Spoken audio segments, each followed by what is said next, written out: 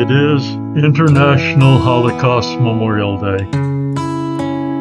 Russia approached from one side and the rest of the Allies, including the USA, from the other in 1945. We had to destroy the power that one nation had taken for itself to destroy humanity. We had to crush it. But millions died before the Red Army reached the concentration camp in Poland. My parents' generation were called the greatest generation because they were the people who stared evil in the eye and declared this far and no farther. They stared down the Nazi threat to humanity and democracy. They crushed it. But they were too late for many. Theirs was also a generation that included many who stood on the other side of the issue. They and their parents became purveyors of injustice, cruelty, and iniquity, and perpetrated the evil that the rest of the world came to oppose. There's much to remember. There's much upon which to reflect.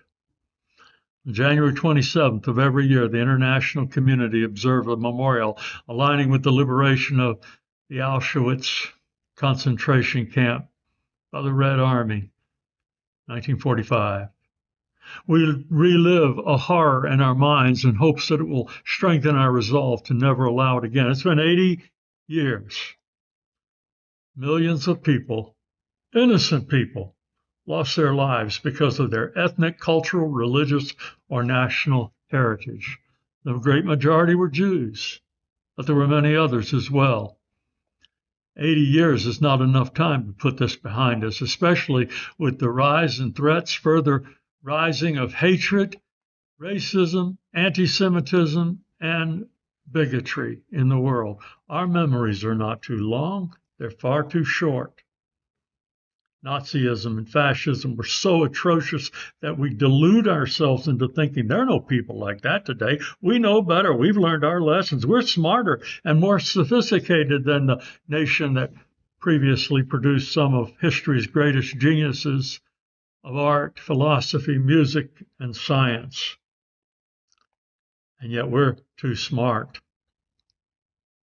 Do the victims of Bashar al-Assad think that? We can take a windshield survey and tour of the world, looking down from the space shuttle and point here and there, all over, all day. The trajectory of our gaze will land upon some land or lands dominated by dictators and bullies. Some were powerful, some were wannabes.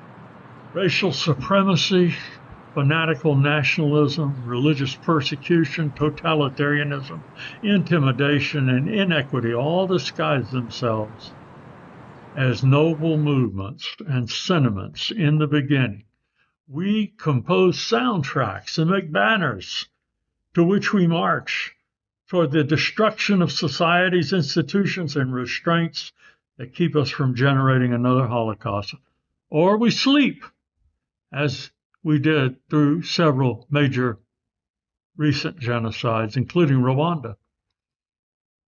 There's a great picture of candles marking the railroad tracks leading to the Auschwitz camp during the commemoration of the 60th anniversary of the liberation of the camp. Those candles are flickering. Voices are going silent. Recently, we honored the memory of Jimmy Carter. He held out to 100 as a peacemaker and advocate of the rights of people, but it came time to go. He passed the torch on to us to cry out for human rights. Have we renewed our commitment? Evil can rise, evil does rise, evil is rising. We cannot counter evil merely by assuming that our superior intelligence, corporate experience, or vocal leadership will take care of it. We have to take turns sleeping because somebody has to be awake at all times. The act of remembering is no exercise in sentimentality or futility. It is not merely an historical game of trivia. If we don't remember, we will not survive. Not all of us.